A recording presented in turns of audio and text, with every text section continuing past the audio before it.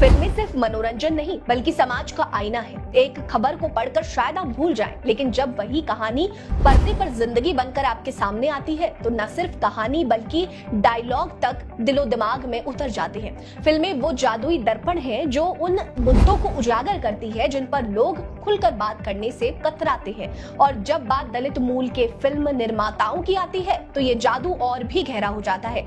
बॉलीवुड हो या क्षेत्रीय सिनेमा, इन फिल्मकारों ने अपनी कहानियों से न सिर्फ भारत बल्कि पूरी दुनिया को झकझोर कर रख दिया। नमस्कार, मैं हूं आपके साथ रीटा। आज की वीडियो में मैं आपको उन फिल्म निर्माताओं और दलित डॉक्यूमेंट्रीज मेकर्स के बारे में बताऊंगी जिन्होंने सिर्फ भारत ही नहीं बल्कि विदेशों में भी जमकर तालियां बटोरी। हमारी इस लिस्ट में पहले नंबर पर है पिछड़ी जाति से आने वाले नीरज घायवान। साल 2015 में रिलीज हुई फिल्म मसान आपको याद होगी। इस फिल्म ने रिलीज के साथ ही भारतीय सिनेमा में तहलका मचा दिया था। ये एक ऐसी अंतरजातीय प्रेम कहानी थी जिसने समाज की उन कड़वी सच्चाइयों को उजागर किया जहां एक दलित को सिर्फ अपनी जाति की वजह से अपना प्यार खोना पड़ता है। इस फिल्म ने न सिर्फ विकी कौशल को स्टार बनाया बल्कि पिछड़ी जाति से आने वाले इसके निर्देशक नीरज घायवान ने भी साबित कर दिया कि टैलेंट के सामने जाति की कोई दीवार नहीं टिक सकती। दरअसल महाराष्ट्र के एक दलित परिवार में 1980 में जन्मे नीरज की जिंदगी किसी प्रेरणा से कम नहीं है। उनके पिता रिसर्च साइंटिस्ट थे और उनकी मां एक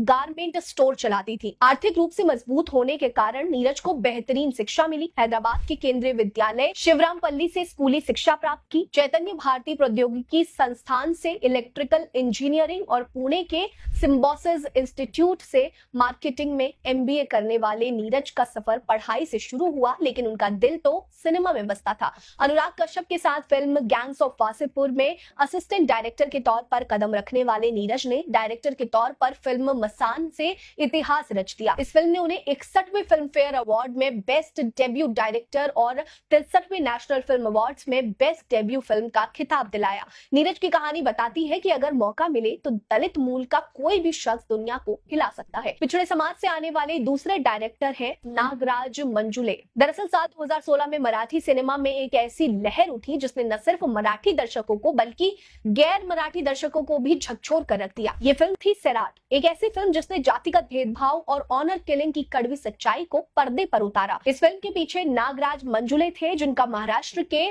सोलापुर जिले के जयौर गांव में एक दलित खानाबदोश वड्डार समुदाय में जन्म हुआ। नागराज का बचपन गरीबी और संघर्षों से भरा था। आर्थिक तंगी के कारण उनके चाचा बाबूराव मंजुले ने उन्हें गोद लिया, लेकिन नागराज ने हमेशा अपने पिता पोपटराव को अपनी उपलब्धियों का श्रेय दिया।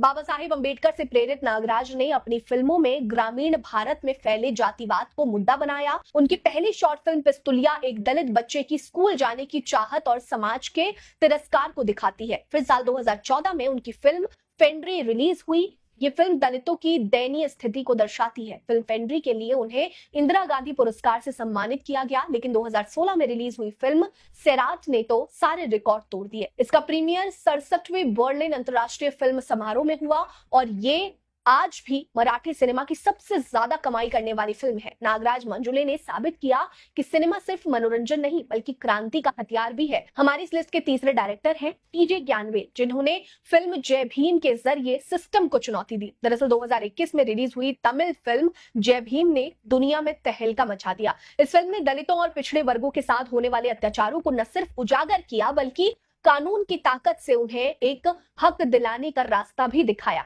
फिल्म में सूर्या द्वारा निभाया गया वकील का किरदार हर उस शख्स की आवाज बन गया जो सिस्टम के दमन का शिकार है। इस फिल्म के पीछे थे टीजे ज्ञानवेल, जिन्होंने अपनी हिम्मत और हुनर से एक ऐसी कहानी पर्दे पर उतारी जिसने लोगों की आंखें खोल दी। फिल्म जय भीम ने न सिर्फ भारत बल्कि विदेशों में भी खूब वाहवाही बटोरी। टीजे ज्ञानवेल को इसके लिए 2022 के आनंद विक्टन सिनेमा पुरस्कार में बेस्ट डायरेक्टर का खिताब मिला।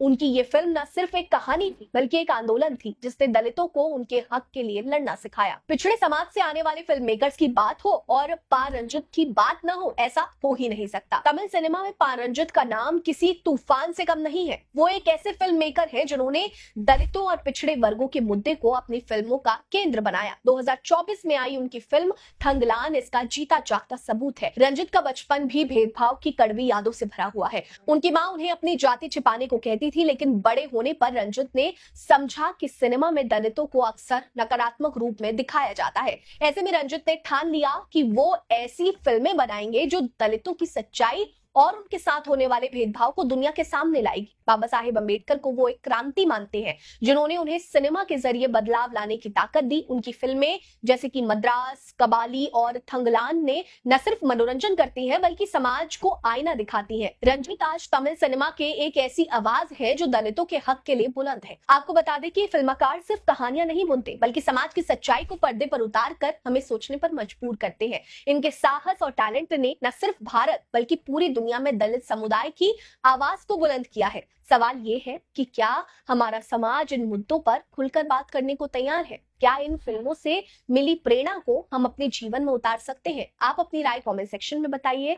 वीडियो को लाइक करिए, चैनल को सब्सक्राइब करिए और हमारे साथ बने रहिए। नमस्कार।